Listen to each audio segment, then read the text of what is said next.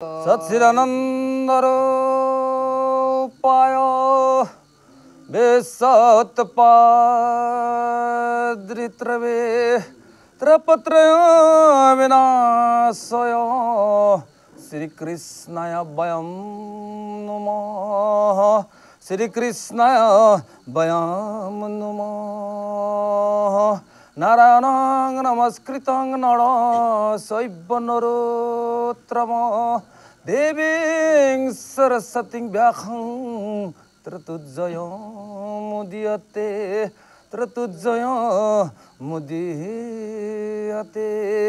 हे नाथ हे देवकी नंदन देव कृष्ण प्रभु बंद तुम्हार दुखानी शीर्षन कोटि कोटि नमन बंदन जनाय हबार उपहार वैष्णव आय माटी की यात्रा का श्री कृष्ण कोटि कोटि नमन बंदन जनाय अपना खब पदचरण रेणु अधমৰ माथात লৈ দেৱকী নন্দন দেৱ কৃষ্ণ গুণানুকৃত অধম মানৱ আশা কৈ যাম ফুলকুটিল ক্ষমা কৰি যেন কৃষ্ণ এনেদৰে আজি ৰহুগণ ৰজাই যিখন দোলাৰ ওপৰত ধুনীয়াকৈ আৰামকৈ বহি গৰি আছিল তেওঁ সেই দোলাখনক লৈ যোৱা সেই জ্বৰ ভৰতেই যেতিয়া তলত কিছুমান পিপৰ দেখিছিল খাল দেখিছিল এইবোৰকো কি কৰিছিলে তেওঁ ইকাতি শিকাতি অৰ্থাৎ তেওঁ কোনো জীৱক ভৰি পৰা যেন গৌখি মৰি নাযায় এইটো ভয়তে জ্বৰ ভৰতে কি কৰিছিল তলফালে চাই পিপৰটো দেখিলে পটককে জপিয়াই দিয়ে এনেকৈ দিওঁতে কি হৈছিল সেই যে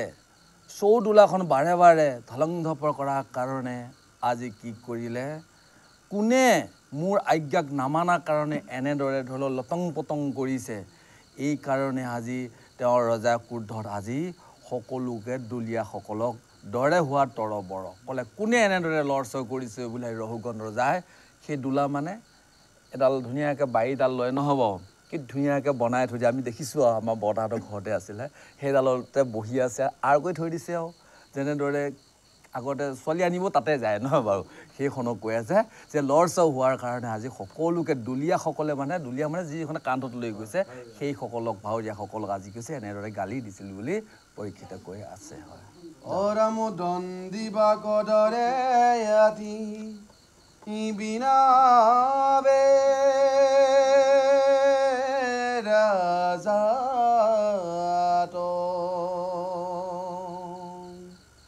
আমি সবে আছো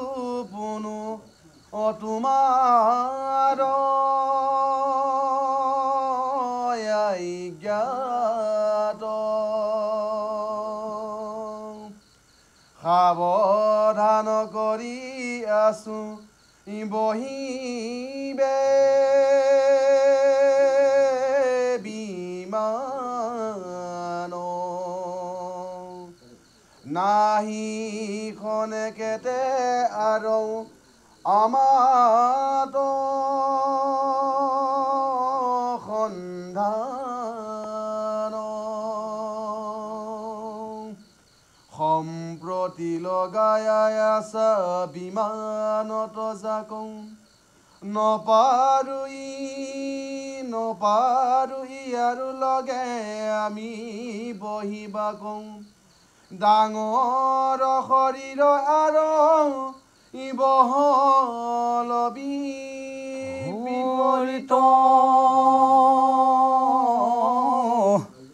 নমানে তোমাক ৰাজাও বলিয়া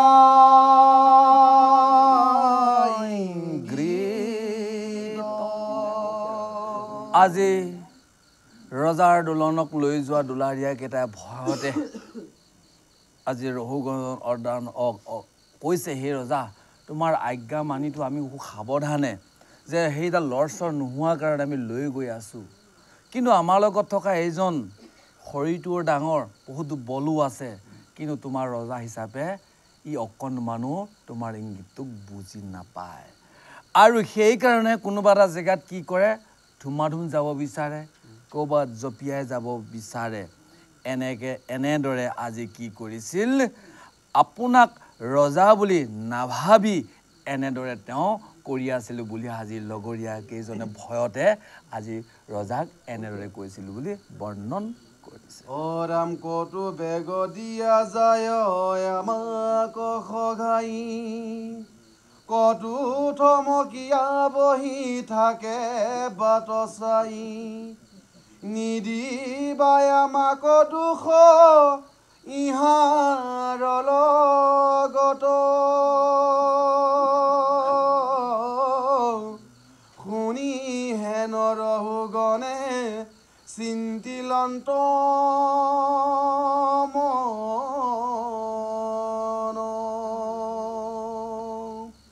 জানিয়া একৰ দুখে পাৱে অনেক কওঁ ডাঙৰ দুলিয়াইটো নলবে পথক ইহাকে সে ভিত্তিশালী যায় চৌদুলাক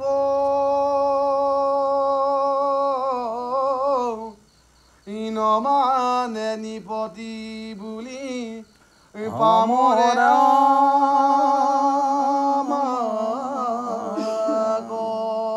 হে ৰজা সেইকাৰণে বাৰে বাৰে বাৰে বাৰে এই দোলাখন কি হৈ আছে লৰচৰ হৈ আছে আমি ইমান কৈ আছোঁ তথাপিতো আমাৰ লগৰীয়াটো ইমান ডাঙৰ সৰি সি অকণমানো কি কয় সেই কথাটো নুশুনে সেইকাৰণে হে ৰজা আমাক আৰু কি নিদিবা দুখ নিদিবা বুলি আজি সমস্ত দলৰীয়াখিনিয়ে ভয়তে আজি ৰজাৰ আগত এনেকৈ কোৱাৰ পিছত আজি ৰহুগণ ৰজা এতিয়া কি কৰিলে মনতে চিন্তন মানে ভাবিবলৈ ধৰিলে যে এজনৰ দুখৰ কাৰণে আজি ইহঁতেও কি পাইছে সেইখিনি দুখ পাইছে তাৰমানে যেতিয়া ৰজাই গালি দিয়াৰ লগে লগে এজনে ভুল কৰিছে তাৰ লগত থকা আকৌ কি কৈছে সেইকেইজনেও এতিয়া দুখ পাইছে এই কথাটো কি কৰিল আজি মনত ভাবিল সেইকাৰণে এইখিনিৰ পৰা আমাৰ এটা বস্তু উদয় হৈছে কি সদায় চিন্তাটো কৰি কাৰোবাক প্ৰত্যুত্তৰ দিয়াৰ আগত এবাৰ চিন্তা কৰি ল'ব লাগিব নহ'ব এই কথাটো ক'লে ভাল হয়নে নহয় ভাগৱতে সমস্তৰ বৰ্ণন আজি জ্বৰ ভৰত কি হ'ল কোনোবা কৈ থাকিলেও তেওঁ উল্টাকৈ কামটো কৰি আছে কাৰণ কিয় ভগৱানক যেতিয়া একান্ত চিত মনে যেতিয়া চিন্তন কৰাৰ লগে লগে কোনোবাই যদি বেলেগ এটা কয় তেওঁ উল্টা এইকাৰণে কৰি আছিল তাকে বিষয়ত যাতে সোমায় আৰু পুনৰবাৰ নাযাওঁ ভাল কাম কৰিলে আকৌ মাতিয়ে থাকিব সি বিষয়লৈ যাব গতিকে উল্টা কাম কৰি আছিল যে মোক আৰু মাতি থাকিব নালে বেঙা বুলি এৰি দিয়ক মই মানে ভগৱানৰ নাম ল'ব পাৰিম আজি ঠিক তেনেদৰে আজিকালি চিন্তাত আজি ৰহুগণে ভাবিলে কি যে সেইকাৰণে এজনে কৰাৰ কাৰণে আজি সেইটো ভীতি থাকি দৌলখন কি কৰিছে ইফালে সিফালে চৌদোলা মানে দোলাখন চৌফালে মানে এবাৰ এফালে এবাৰ সিফালে গৈ আছে আৰু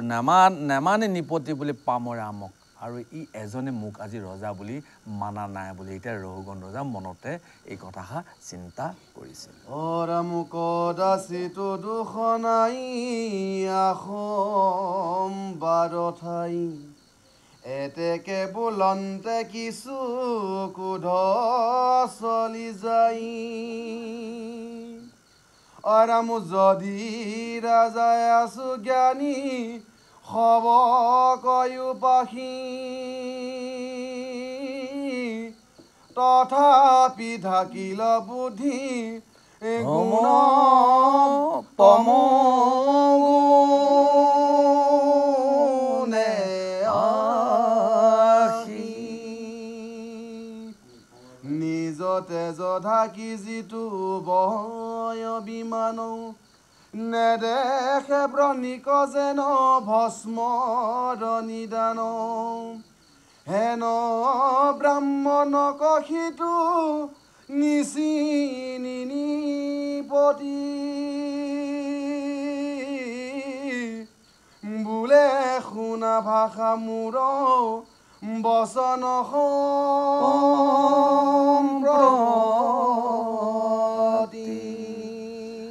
এনেদৰে আজি ৰহুগণ ৰজাৰৰ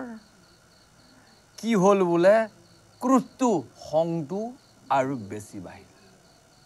এই খংটোৰ লগত কি বুলি ক'লে ৰাজন পৰীক্ষিত ৰজা খংটো বঢ়াৰ কাৰণে আজি ৰহুগণ ৰজাৰ কি হ'ল তমগুণটোৱে আজি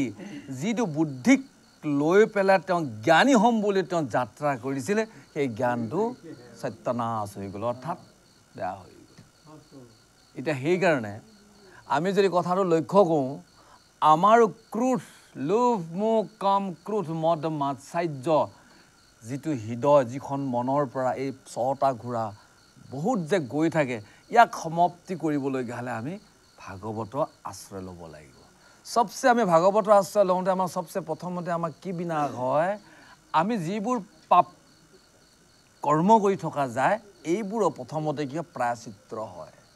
প্ৰায়শ্চিত্ত সেইকাৰণে কৈছে কোনোবাই যদি কিবা বেয়া কামত বিলুপ্ত হৈ আছে সেই সকলক যদি শুদ্ধ কৰিব বিচাৰিছে চিত্তক প্ৰবৃত্ত যদি কৰিব বিচাৰিছে ভাগৱত স্থলীলৈ আহিয়ে থাকিব লাগিব আহোঁতে প্ৰথমতে কিব পাপবোৰক প্ৰায়শ্চিত্ত কৰাৰ পিছত যেতিয়া ভগৱন্তৰ কথা কাণেদি প্ৰৱেশ কৰিলে যেতিয়া সেই মনৰ ভিতৰত প্ৰৱেশ কৰিব তেতিয়াহে বাসনাটো সমস্ত সমাপ্ত হয় আজি সকলোৱে অনুভৱ কৰিছে দুবছৰ ভাগৱত শুনি কেনেকুৱা লাগি গৈ আছে প্ৰত্যেকই এতিয়া শুনিবলৈ মন যায় অৰ্থাৎ আমি যদি খুব গভীৰভাৱে তত্ত্বটো চাওঁ তেতিয়াহ'লে আমাৰ ধীৰে ধীৰে আমাৰ চিত্তক প্ৰাচিত্ত হৈ গৈছে তাৰপিছত আমাৰ মনত থকা বাসনা ধীৰে ধীৰে ক্ৰমান্বয়ে শেষ হৈ আমাৰ মনো কি হৈছে প্ৰবৃত্ত হোৱাৰ কাৰণে শুনিব যাওঁ মনটো গৈ থাকে কিন্তু এইজন ৰহুগণৰ ৰজাই কি কৰিলে আজি সেইখন দোলাত বহি যিটো জ্ঞান ল'বৰ কাৰণে যিখন আশ্ৰমত গৈ শুনিম বুলি গ'লে আজি তেওঁ ক্ৰোধটো বহাৰ লগে লগে আজি কি হ'ল ৰহুগণ ৰজাৰ তমগুণত উপস্থিত হোৱাৰ কাৰণে তেওঁৰ বুদ্ধিটো এতিয়া সত্যনাশ হৈ গ'ল আৰু এনেদৰে আজি সেই যে তমগুণটো হোৱাৰ কাৰণে আজি নিজকে কি কৰিলে এটা একুৱা জুয়ে যেনেদৰে সকলোকে পুই ভস্মভূত কৰে আজি ঠিক তেনেদৰে ৰহুগণৰ মনৰ ভিতৰত ক্ৰোধটো বহাৰ লগে লগে তেওঁ যি জ্ঞানৰ উপদেশ ল'ব বিচাৰিছিল সেইটো জুইৰ দৰে ভস্মীভূত হৈ আজি সেইজন ৰজা ব্ৰাহ্মণকে চিনি নাপায় এনেদৰে ক'লে হে লোক তুমি মোক এতিয়াও ভয় কৰা নাই বুলি আজি ৰহুগণ ৰজাই পুনৰূপী দুলহাৰ পৰা মাত দিলে বুলি বৰ্ণন কৰিছে বহু দূৰ একেচৰে বহিলি বিমান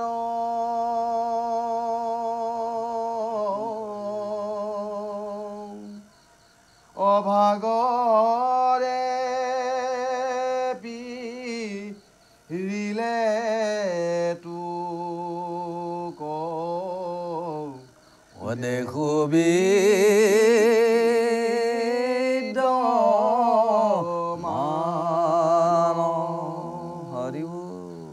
অক্ষীণ কলে বৰটোৰ হাৰ চাল পায়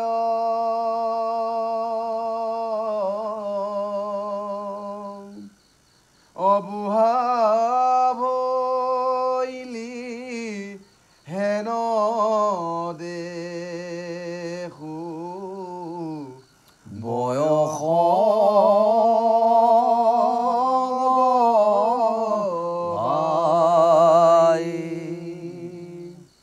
অশুন সখী বহতই মূৰ চৌদুলাক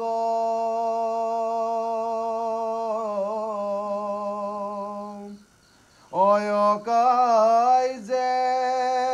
মি সাতে আজি লভিলি দুখক অতুৰ লগ ৰিয়াইটো দুলিয়া খবৰ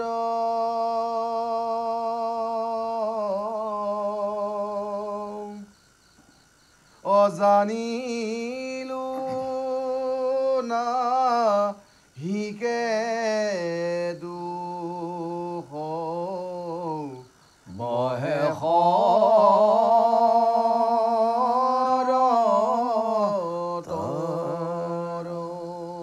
ৰহুগণ ৰজাই জ্বৰ ভৰতে ভয় কৰক বুলি আজি এনেদৰে ক্ৰোধান্বিত হৈ ক'লে অকলে যে বহু দূৰ যে লৈ আহিলি তোমাক এতিয়া ভাগৰে দেখোন চাৰিওফালে পীড়িত কৰিল সেই লোক আৰু সেইকাৰণে তোমাৰ শৰীৰটো আজি কি হ'ল বোলে শুকাই খিনাই ছাল গ'ল নেকি কিন্তু দেখিছোন তোমাৰ বয়সে সেইটো দেখোন নকয় কেনেকৈ ঠাট্টা খোট কৰিছে নহ'ব খঙত কৈছে কাৰণে সেইজনক ঠাট্টা খোট কৰিছে ঠাট্টা খোট বুলি কথাটো বৰ্ণন হৈ আছে কৈছে যেনেদৰে বুঢ়া এটা হ'লে শুকাই খিনাই গ'লেহে আজি কি হয় এইডাল এফালে এবাৰ যায় সিফালে এবাৰ যায় কিন্তু তোমাৰ ইমান ধুনীয়া শৰীৰটোৱে দেখোন সেইটোচোন উত্তৰে দিয়া নাই বুলি আজি ৰহুগণ ৰজাই ক্ৰোধান্বিত হৈ ত্ৰমোগুণত আজি সেই জ্বৰ ভৰতক আজি ঠাট্টা খোট এইষাৰ কথাৰ ক'লে আৰু ক'লে যদি তোমাৰ ইমানে ভাগৰ লাগিছে শুন সখী সখী বুলি সম্বোধ কৰিছে কোনে ৰহুগণ ৰজাই কৈছে সখী তুমি আহা ইয়াৰ ভিতৰত আহি বহি যোৱা তোমাৰ লগৰীয়া সকলে লৈ যাব তই মিছাতে তুমি দুখ কৰিছা আহা তুমি আহি ইয়াতে বহি তোমাৰ দুখখনক নাইকিয়া কৰক বুলি ৰহুগণ ৰজাই আজি জ্বৰ ভৰত কৈছে বুলি বৰ্ণন কৰিছে হে ৰাম ৰাম হে নকৰ নথা ৰাজাও বুলন্তে আশ্ৰয় শুনি আদি জ্বৰ সাৰি তেকো নাহি ভয় মায়াময় তিনি গুণে বিৰচিত দেহ ইহাতে মমতা কৰি পাৱে মহাক্লেশ এ ৰাম ৰাম জল বুধ বুধ পায় অধীৰ শৰীৰ ব্ৰহ্মত সমাধি ধৰি দ্বিজ মহাধীৰ পূৰ্বৱতে নিপতিৰ বহবে বিমান প্ৰাণী হিংসা ভয়ে কিন্তু হুন্ত সাৱধান হেন কদৰ্থনা আমি যদি হেমকুক চাহাবৰ যদি অভিধান চাওঁ কি বুলি লিখিছে কদৰ্থনা আন এটা বিপৰীত শব্দ কি হৈছে ঠাট্টা কদৰ্থনা এইজনৰ ঠাট্টা খোৱাত কোৱাটো কৈছে কদৰ্থনা এই ঠাট্টা বুলি কওঁতে আকৌ আপোনালোকে বেয়া নাপাব কৈছে এইটো কথা কিয় প্ৰকাশ কৰিলে যেনেদৰে বৰ্ণ হৈছে তেনেদৰে কোৱা হৈছে আমি যদি কদৰ্থনা যদি অৰ্থটো যদি আমি চাবলৈ যাওঁ সেইটো হৈছে ঠাট্টা কাৰোবাক বেয়াকৈ ইয়াত সেইকাৰণে কি বুলি ক'লে কদৰ্থনা বুলি ক'লে এনেদৰে যেতিয়া ৰজাই এনেদৰে কদৰ্থনা ঠাট্টা খোট কৰা দেখিও আজি সেইজন ব্ৰাহ্মণৰ অৰ্থাৎ জ্বৰ ভৰতৰ বোলে অকণমানো ভয় নাথাকিল ভয় নথকাৰ কাৰণে আজি তেওঁ মনতে ভাবিলে মায়াময় তিনি গুণে বিৰচিত দেহ মায়াময় তিনি গুণে বিচৰিত দেহ মায়া কি মায়া বাৰু তিনিটা গুণ কি বাৰু এটা হৈছে ৰজগুণ নহ'ব ৰজগুণ সতগুণ আৰু তমগুণ ৰজগুণটোৱে কি সদায় থাকে এখন মায়াতে আমি সকলোৱে থকাৰ কাৰণে আমাক যেনে কোনোবাই জখ হৈ থাকে মোক যেন সকলোৱে ভালদৰে প্ৰশংসা কৰি থাকে নহ'ব সদায় সেইটোকে একে সুন্দৰ হৈ কোনোবাই লিপষ্টিক চিপষ্টিক লগাই কিমান ড্ৰেছিং কৰি ফুৰে নহ'ব ইত্যাদি ইত্যাদি সেইটো হৈছে ৰজস্ব গুণ অৰ্থাৎ নিজক প্ৰশংসাক বিচাৰি পোৱা আৰু এটা তমগুণ হৈছে কি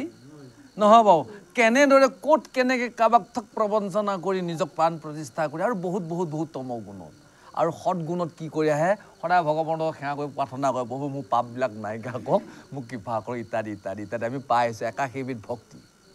এই মায়াহে আমি সদায় বিৰচিত দেহ এই দেহটো যে আমি আজি ইয়ালৈ আহিলোঁ ইয়াৰ পৰা ঘৰলৈ যাম ৰাস্তাত যে খোজকাঢ়ি ফুৰিম এই তিনিটা গুণ এনি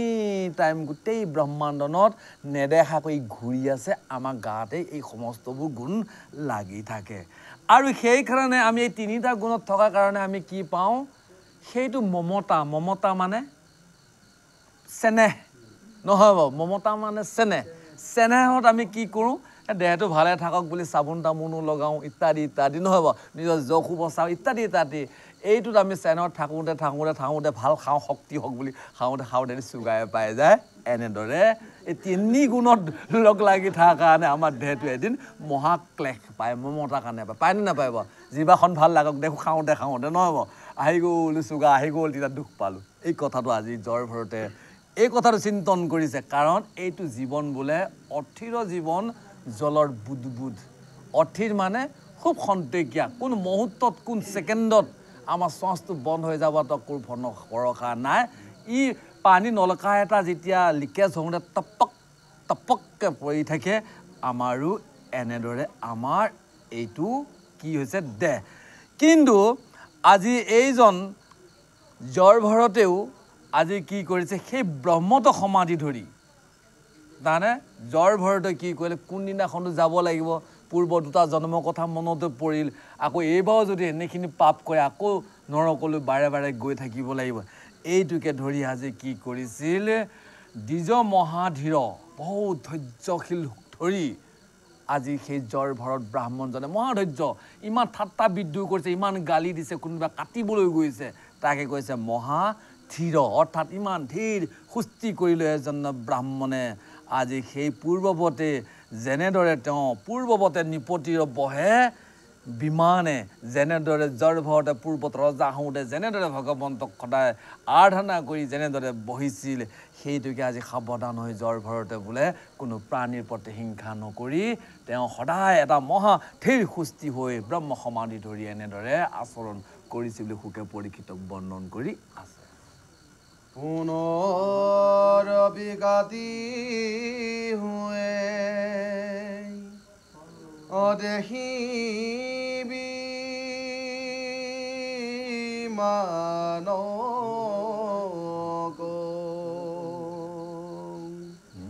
কোধে ৰহুগণ ৰাজা বোলে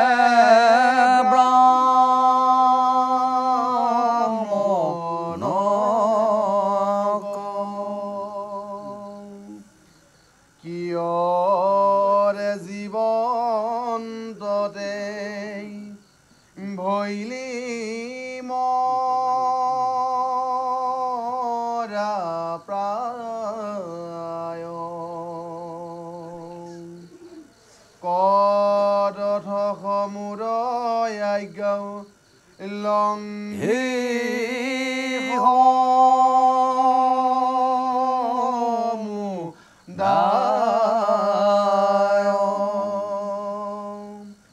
তই প্ৰমতৰ কৰো পায়চিত যেন ইয়াৰ বন্দী মাৰ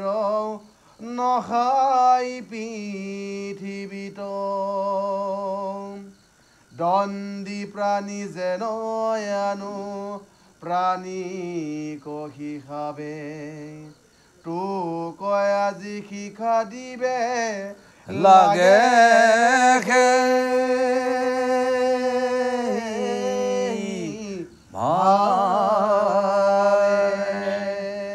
এনেদৰে জ্বৰ ভৰতে সেই দোলাখন আকৌ কাটি লোৱাৰ লগে লগে যেতিয়া কোনো পানীৰ প্ৰতি হিংসা নকৰিম বুলি যেতিয়া জপিয়াই যোৱাত ৰহুগণ ৰজাৰ আকৌ কি হ'ল বোলে সংটো পুনৰূপী বাঢ়ি আজি ব্ৰাহ্মণক ক'লে তোমাৰ জীৱনে তুমি কিয় মৰিবলৈ বিচাৰিছা এই বুলি আজি কদৰ্থক মূৰৰ বাক্য আজি ৰহুগণ ৰজাই কৈছে কদৰ্থ মূৰৰ বাক্য মই যিমানবিলাক তোমাক কৈ আছোঁ প্ৰতিটো কথাকে তুমি কি কৈছা কদৰ্থ অৰ্থাৎ ই কোনো ভেলু নাই ইংৰাজীতে কয় ন বাৰু কোনো এই কৈছে বাদ দিয়াহে চিম্পুল কথা নহয় বাৰু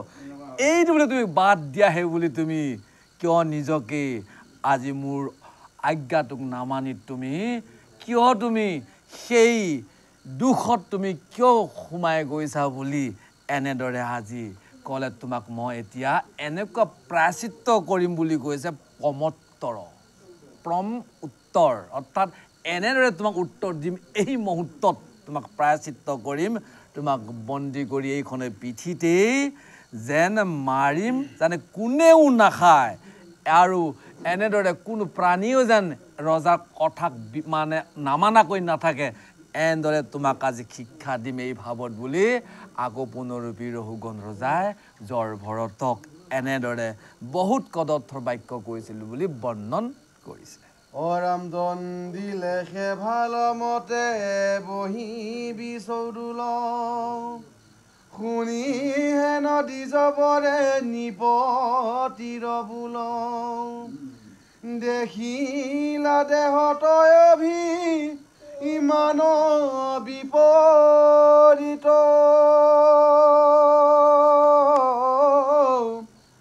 ৰজু গুণে তমু গুণে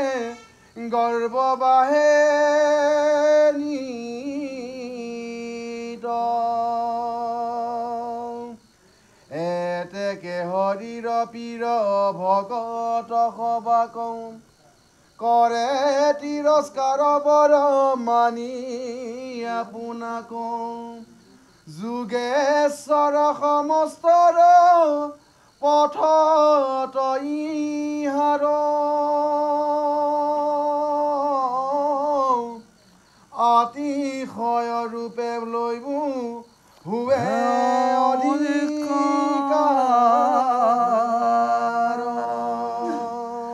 এনেদৰে যেতিয়া ৰজাই সেই ব্ৰাহ্মণজনক যেতিয়া এনেদৰে ভালদৰে শাস্তি দিম বুলি কোৱাত আজি জৰ ভৰতে কি কৰিলে যে এই ৰহুগণ ৰজাৰ দিনে দিনে কি হৈছে ৰজগুণ আৰু তমগুণ বাঢ়ি যোৱাত আজি দেহৰ যিটো অভিমান ই আৰু কি হ'ল বোলে বিপৰীত কাৰণ যেতিয়া মানুহ এজনক ৰজাৰ তমগুণে যেতিয়া আগুৰি থাকিব তেওঁ নিজকে পাহৰি যায় পাহৰি যোৱাৰ কাৰণে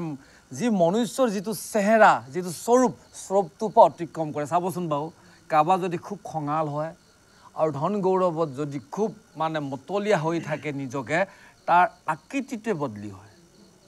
আজি ৰহুগণে সেই কথাটো এই জৰ ভৰতে সেই কথাটো কৈছে আজি এইজন ৰহুগণ ৰজাৰৰ সেই ৰজগুণ আৰু তমগুণ দুইটা বাঢ়াৰ কাৰণে আজি সেই ৰজাৰৰ কি হ'ব বোলে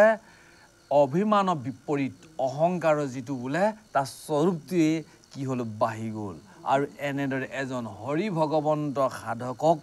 আজি নিজকে ডাঙৰ মানি এনেদৰে বৰ তিৰস্কাৰ এনেকৈ কৰে কাৰণ যিজনে আজি কাক পাবৰ কাৰণে গৈছিল সেইজন যোগেশ্বৰ ভগৱানক পাবৰ কাৰণে যিটো ৰাস্তাত তেওঁ আজি কৈছে সেইজনৰ বোলে ইয়াত যোৱা কোনো অধিকাৰ নাই বুলি এতিয়া ব্ৰাহ্মণজনে সেই ৰজাৰ আগত কৈছিল বুলি বৰ্ণন কৰিছে হে নদেখি অল্প কৰি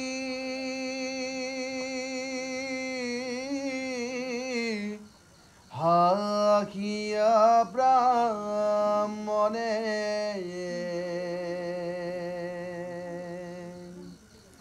অভুলি বেলা গিলাহিতো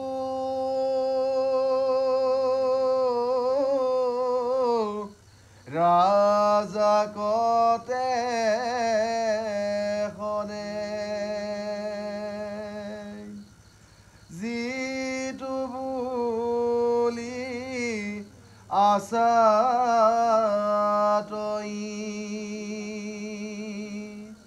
বৰ দুখ পাইলি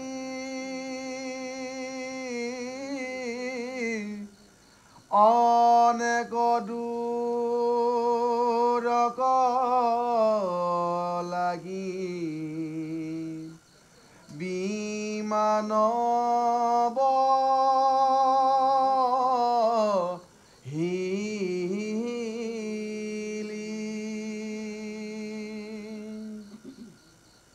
অৰাম ক্ষীণ কলে বৰ দেখো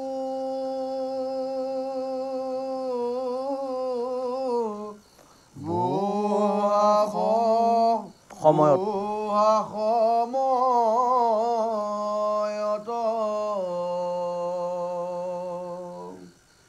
বসনয় নেকবেলি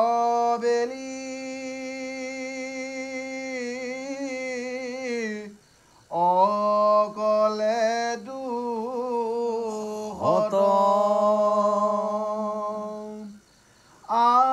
আনলগ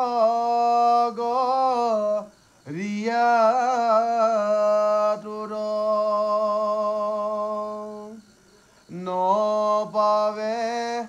নপাৱে ভাগৰ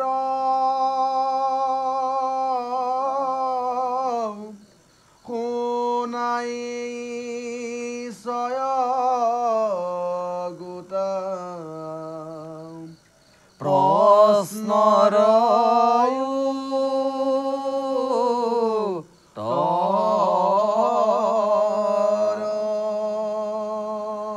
এই বুলি আজি জ্বৰ ভৰত এটা বৰ মিচিকা আহি মাৰি তেখনে সেইখিনি সময়তে আজি ৰহুগুণ ৰজাক ক'লে প্ৰথমতে কৈছা যে সেই ৰজা তুমি বৰ দুখ পাইছা বুলি মোক কৈছা নহয় বাৰু আৰু সেইকাৰণে তুমি আজি এনেদৰে বহু দূৰলৈ লৈ অহাৰ কাৰণে আজি সেই বিমানখন মানে যিখন দোলহা এইখনক কি কৰিছে তুমি ক্ষীণ কলেবৰ এটা কৈছে বহুত দূৰলৈ আনা আৰু এটা প্ৰশ্ন কৈছে কি ক্ষীণ কলেবৰ মানে শুকাই ক্ষীণাই গলি আৰু এটা কৈছে বুঢ়া সময়ত অৰ্থাৎ তোমাৰ বয়সটো তোমাৰ বুঢ়া হ'ল সেইকাৰণে এইটো দুখতে তুমি এতিয়া কি এবাৰ ইফালে এবাৰ সিফালে তিনিটা আৰু তোমাৰ লগৰবিলাকে যে লৈ আহিছে তাত অকণমানো যে ভাগৰ লগা নাই এইকেইটা 6টা প্ৰশ্নৰ উত্তৰ মই দিওঁ শুনা অৰ্থাৎ আমাৰো পঞ্চভূতিৰ দেহৰ ভিতৰত অন্তঃকৰণত আমাৰ যেতিয়া ৰজ আৰু তম গুণে যেতিয়া প্ৰবাহিত হয় তেতিয়া আমাৰ এইকেইটা ক্ৰোধো বাঢ়ি আহে কি বাঢ়ি আহে জানো আৰু নহয় বাৰু মোৰ সমান কোনে নাই এই কথাটোকে কি কৈ আছে জ্বৰ ভৰতে আজি ৰহুগণ ৰজাক বুজাবলৈ কৈছে এই 6টা প্ৰশ্নৰ উত্তৰ মই দিওঁ শুনা সেইকাৰণে কৈছে ভাগৱতক আমি যদি শুনো আমি যদি ভাগৱতত দৰ্শন কৰোঁ ভকতৰ লগত যদি আমি বহি শুনো তেতিয়াহ'লে আমাৰ অন্তঃকৰণত থকা যিমানবোৰ আজি এইখিনিকে কি ক'ব এতিয়া সেইজন ব্ৰাহ্মণে আজি ৰহুগুণ ৰজাক বুজোৱা মানে আমাৰো এইখিনি 6টা গোটেই সদায় আমাক কি কৰি আছে সদায় টানি থাকে আমিও যেতিয়া ভগৱন্তৰ আশ্ৰয় লৈ ভগৱন্তৰ গুণানুকীৰ্তন যদি আমি এই সংসাৰত যদি এই সময়ত যদি আমি কৰিব পাওঁ তেতিয়া আমাক কৃপা হ'ব কিয়নো কৈয়ে দিছোঁ বেয়া নাপাব নহ'ব কালৰ ব্যৱস্থাত সৃষ্টি বৰ্ণনা আছিল ভগৱন্তৰ 125 বছৰ আমাক এইখন পৃথিৱীলৈ পঠিয়াই দিলে 20 বছৰ তাৰপিছত কি কৰিছিল আমি কেনেদৰে ভগৱন্ত অংশৰসকলে বহু বছৰ যুগ যুগ কোটি কোটি আমি বছৰ আহি কি কৰিছোঁ পুনৰূপী জনম পুনৰূপী মৰণত আহি আছোঁ আমাৰ আকৌ এই সময় ব্যৱস্থাত কৈছে কি দিনত 4 পহৰ ৰাতি 4 পহৰ মিলি 8 পহৰত দিন ৰাতি হৈ আছে এই যে আমাক সদায় সূৰ্যটো কি কৰি আছে পৰমায়ুত আমাক অণুবিলাক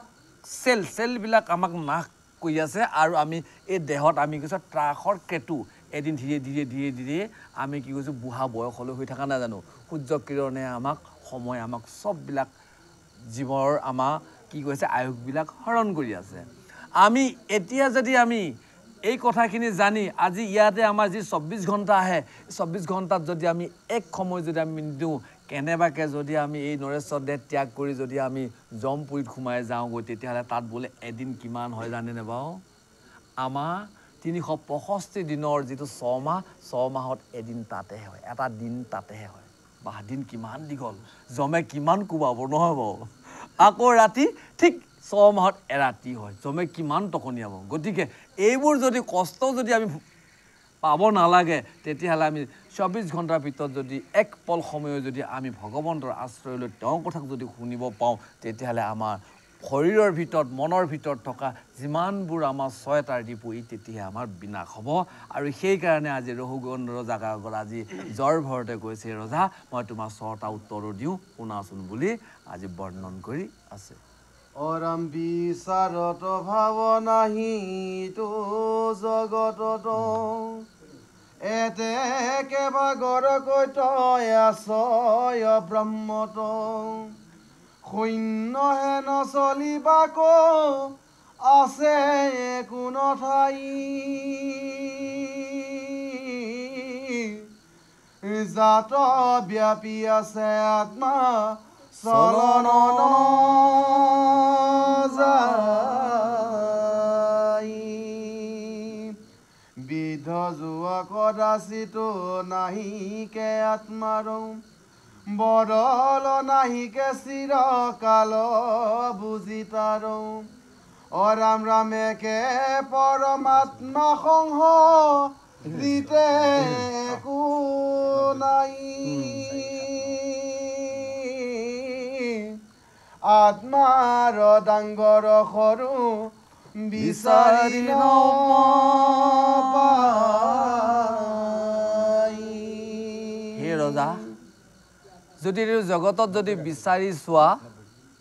তেতিয়াহ'লে সেই যে ব্ৰহ্ম আশ্ৰয় অৰ্থাৎ ভগৱন্ত অংশ হিচাপে যি শৰীৰত আছে ই কোনো ভাগৰু নাই আৰু এই ভগৱন্ত পৰম ব্ৰহ্ম যি অংশ ইয়াৰ বোলে শূন্য হেন চলিবাকৈ আছে কোনে ঠাই ইয়াৰ কোনো ঠাই নাই শূন্যতে সদায় গৈ আছে আৰু এনেদৰে সকলো যত যিমানে ব্যাপী আছে উৰণ বুৰণ গজন ভ্ৰমণ যিমানবিলাক আছে এই জগতত এই আত্মাবিলাক বোলে কোনোদিনাখন গৈ নাথাকে বঢ়িয়া প্ৰশ্ন কৰিছে নহ'ব আত্মাটো গৈ থাকে জানো বাৰু আমাৰ চত সেই জানখনহে গৈ থাকে ধুনীয়াকৈ কৈছে আজি জ্বৰ ভৰতে যে কৈছে সেই ৰজা এই আত্মা যিমান জগততে ব্যাপী সমস্ত প্ৰাণী আছে আত্মা কেতিয়াও গৈ নাথাকে আৰু কৈছে সেই আত্মাৰ বোলে কোনোদিনাখন বুঢ়াও নহয় ডেকাও নহয় আৰু নহয় কি যে বলৰো নাহে চিৰকালে বুজি তাৰ সেই আত্মাটো কোনোদিনাখন কি বোলে নহয় শক্তিও নাই একেভাগে থাকে সৰু মানে বুঢ়াও নহয় ডেকাও নহয় আত্মাটোক যদি আমি খুব ভাত খুৱাই থাকোঁ বোলে শক্তি হওক দে বুলি ই কেতিয়াও নহয় ভালকৈ জানি থোৱাৰ প্ৰয়োজন নহয় বাৰু হেন জানি একে পৰমাত্মাৰ সংহতি ক'তো নাই একে পৰমাত্মাৰ সংহতি ক'তো নাই অৰ্থাৎ কি বাৰু সংহতি ক'তো নাই সংহতি সংহাৰ হোৱা ক'তো নাই তাৰমানে পৰমাত্মা আৰু ভগৱন্ত এইটো অংশ ইয়াৰ কোনো দিনাখন মৰণ নাই মানে একে সংহতি ইয়াত মানে ই কেতিয়াও লৰচৰ নহয় যেনে আমাৰ এতিয়া আত্মাটো ই আত্মাটো কোনো দিনাখন কি হয় বিনাশ নহয় সদায় থাকিবই খালি আমি কি পাম যত কষ্ট দুখ ফাঁকি মিছা বেচা যত যিমান কৈ আছোঁ মনেদি সেই মনেহে গৈ সূক্ষ্ম ৰূপ হৈ আকৌ ভুগিব লাগিব আকৌ ইয়াত যদি কেনেবা কেঁৱা বনত জন্ম লৈ আহি কিমান যুগ যুগ থাকিব লাগিব ভৰসা নাই ভাল ভকতে পালে বা কেঁৱা বনটো খন্তি মাৰি পেলাই উঘলি পেলাই ৰ'দত শুকুৱাই পেলাই নাই গাব সেইটো জীৱ গ'লে আৰু অঁ নাই ভকত নোপালে আৰু কেনেবাকৈ যদি সৌ কেঁৱা বনডাল পথাৰতে হৈ থাকে হাল বা লেখি আকৌ গজি থাকিব পাপৰ কেনেকুৱা প্ৰায়চিত্ৰ নহয় বাৰু ইয়াতে সিবাৰে বাৰে যুগ যুগান্ত থাকিব লাগিব কিন্তু আত্মাৰ কোনোদিনাখন শেষ নহয় সেইকাৰণে আত্মা ডাঙৰো নহয় সৰুও নহয় সেইকাৰণে বিচাৰি বোলে দেহৰ ভিতৰত নাপায় আৰু সেইকাৰণে আমাৰ এতিয়া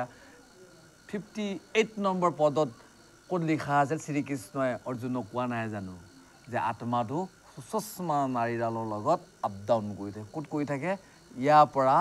তললৈ আমাৰ মূলাধাৰ চক্ৰলৈ যিটা সুষুম্না নাড়ী ইংলা আৰু পিংলা বাওঁহাতে ইংলা এণ্ড পিংলা দুইডালে চোৱাচিতি গৈ আছে মাজত যিডাল আছে সেইডালে কৈছে সুষুম্না নাড়ী সেই সুষুম্না নাড়ীডালতে ভগৱন্ত আজি কি ক'লে ডাঙৰো নাই সৰুও নাই সেইকাৰণে বিচাৰিও নাপায় ডক্তৰেও বিচাৰি পোৱা নাই নহয় আজি এনেদৰে আত্মাটো আপ ডাউন কৰি থাকে বুলি জ্বৰ ভৰতে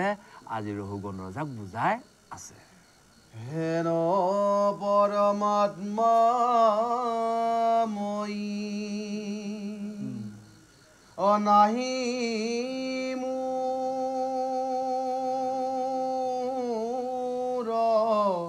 শ্ৰম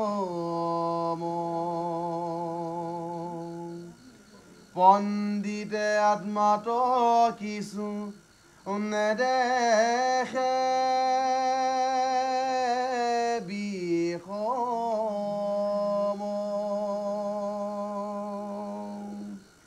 স্থূল সূক্ষ্ম আধি ব্যাধি অসুখ মোহ ভয়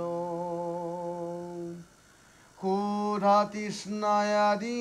দুখ অযতে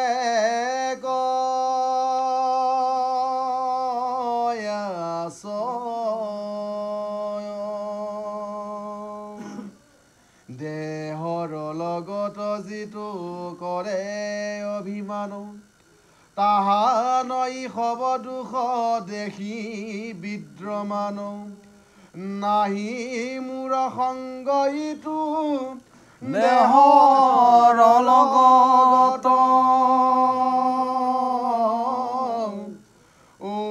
পালন্ত দেখো ৰাজা তব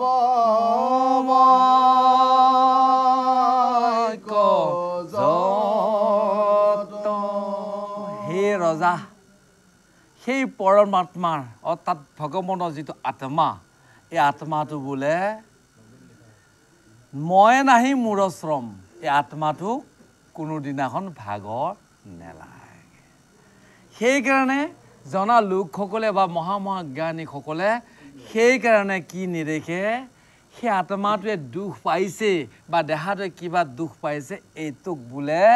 নোহেক বিষম কোনোদিনাখন দুখ পাইছে বুলি কোনো জনাসকলে নকয় কয় কোনটোক স্থূল সূক্ষ্ম স্থূল মানে এই যে আছে ইমান ধুনীয়া 5.5 ফুট বা 5 ফুট 6 ইঞ্চি যিটো শৰীৰ এইটো শৰীৰ স্থূল আৰু সূক্ষ্ম সৰু সৰুকৈ যিবোৰ সুখ দুখ লাগা হাই মোৰ টকা পইচা মোহ ই মোক মাৰিব নেকি ভয় এইবোৰে আদি ব্যাধি সৰু সৰু এই স্থূল মানে এই দেহটোতে আমাৰ মনৰ ভিতৰত সৰু সৰুকৈ ভয় নালাগে জানো ই মোক মাৰিব নেকি সেইটো খাওঁদে নহয় বাৰু এইবোৰে কি কৰিছে ক্ষুধা তৃষ্ণা ভোক পিয়াহ যিমান দুখ আছে এইবোৰেহে এই দেহৰ লগত ইহে বাৰে বাৰে বাৰে বাৰে কি কৰে বোলে অভিমান দেহটোহে বোলে ঠেঁ লাগে খাব নাপালেচোন নেইচুগা নহ'ব হয়নে নহ'ব দুখ পালেও কান্দিব এক অভিমান এইবোৰহে মানে আমাৰ এই দেহটোহে কি কৰিছে এইবোৰক কি কৰিছে সদায় দুখ এইবোৰহে বিদ্যা মন থাকে কিন্তু দেখোন ৰজা মোৰ দেহটোৰ লগত বোলে সেই যে ভোক পিয়াহ সুখ দুখ ভয় যিমানবিলাক আদি ব্যাধি হোৱা যিবোৰ সৰু সৰু সৰু সৰু যিমানবোৰ এইটো মোৰ দেহৰ লগত থাকে এইবিলাক দেখো মোৰ লগতে নাই সেইকাৰণে ৰজা তুমি মোক যিমানবিলাক উপলন্ত যিমানবিলাক মোৰ মানে ঠাট্টা বিদ্ৰোহ কথা ক'লে এইবিলাক কথাই মোক বোলে একো কৰিব পৰা নাই বুলি আজি জ্বৰ ভৰতে ৰহুগণ ৰজাক উপদেশ দিয়া আছিল বুলি সুকে পৰীক্ষিত ক'লে সেই অৰাম যিটো বুলি আছা অখিল মোৰ বাণী জীৱন্ততে ভৈলা মৰাও একো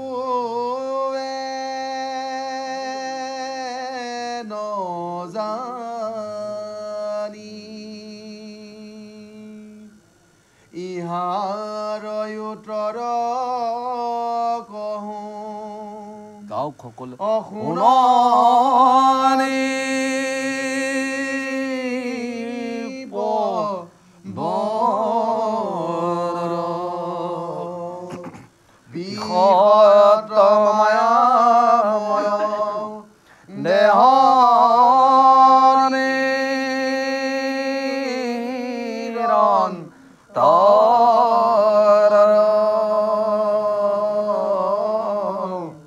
কৃষ্ণ শংকৰ গুৰু হৰি ৰাম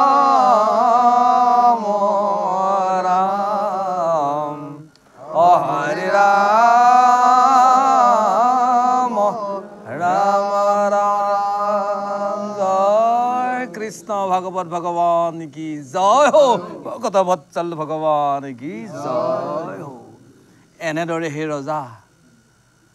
তোমাৰ মুখৰ বাণীয়েদি মোক যিমানবোৰ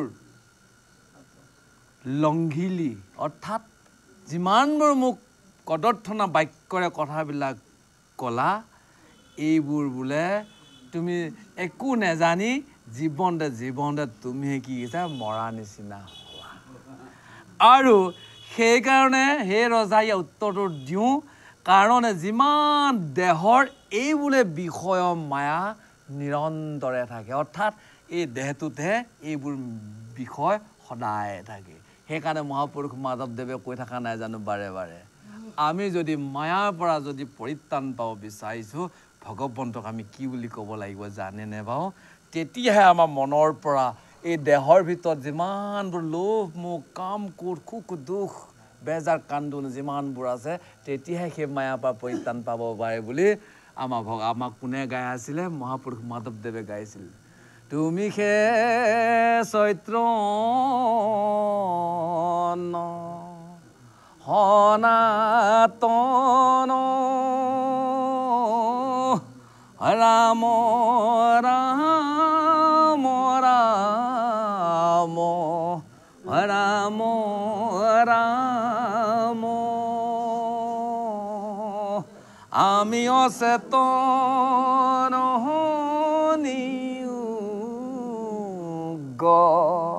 অনাথ জগাই ৰাম আমি অচেতন অনাথ জগাই নহয়নে বাৰু হে প্ৰভু আমি অচেতন নিয়োগনাথ হে নাথ তুমি এই যে আমি বৰ অচেতন হৈ যে মায়াৰ লগত পৰি আছোঁ তুমি আমাক তাৰ পৰা টানি লৈ আহা প্ৰভু